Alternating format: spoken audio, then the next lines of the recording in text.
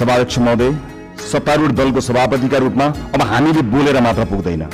मैले मात्र होइन, रासोपाका हरेक माननीयले कामबाटै आफूलाई, पार्टीलाई र सरकारलाई प्रमाणित गर्नुपर्छ।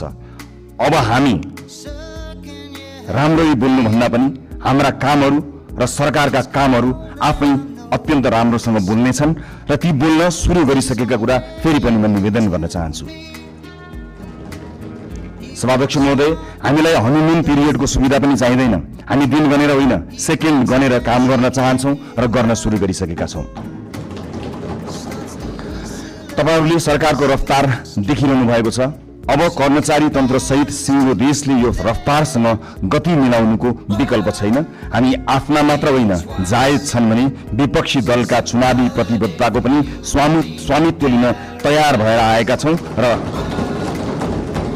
यसको सार्वजनिक घोषणा हामीले गरिसकेका छौँ।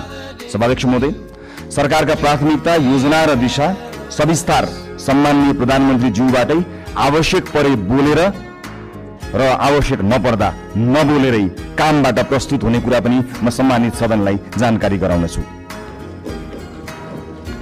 र म आज केवल केही राजनीतिक विषयमा प्रवेश गर्न चाहन्छु। सभाध्यक्ष महोदय, यो सम्मानित संसदमा यसअघि पनि पटक पटक एकल बहुमतका सरकार नबनेका होइनन्, तर ती सरकारहरू इतिहासका अङ्क बने, इतिहास बदल्ने औजार बन्न सकेनन्। किन सकेनन्? दृष्टिकोणमा समस्या थियो कि प्राथमिकतामा, पारदर्शिता र जवाफदेहितामा कमजोरी थियो कि कार्यान्वयनमा? किन अवसरहरूलाई परिणाममा बदल्न सकिएन? हामी इतिहासबाट सिक्न लाज मान्ने छैनौँ। जनताले अहिले हामीलाई दिएको विशाल बहुमतको इतिहास यो पनि फेरि गुमेको अवसर भनेर लेखियो भने हामी कलङ्कित हुनेछौँ। हामीलाई त्यो मन्जुर छैन। रासोपाका साथीहरूलाई म सम्झाउँछु, हामी यहाँ प्रश्न सोधेर आएका हौँ। अहिले बस्ने ठाउँ फेरि होला, तर आज पनि ती प्रश्नहरूप्रति हाम्रो नैतिक जिम्मेवारी उस्तै छ। अब साबित गर्नु छ कि हामीलाई केवल प्रश्न सोध्न मात्र आउँदैन, उत्तर दिन पनि आउँछ। समस्या देखाउन मात्र होइन, समाधान खोज्न पनि आउँछ। प्रतिपक्ष दलहरूलाई मेरो विनम्र आग्रह छ, हामीमाथि 24 घण्टा निगरानी गरिदिनु होला।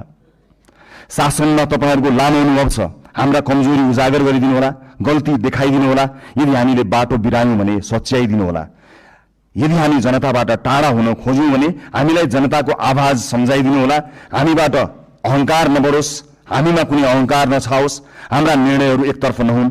लोकतन्त्रमा सत्ता पक्ष र प्रतिपक्ष प्रतिस्पर्धी मात्र होइनन्, एकअर्काका पूरक पनि हुन्। एकले काम गर्छ, अर्कोले निगरानी गर्छ। एकले योजना बनाउँछ, अर्कोले परख गर्छ।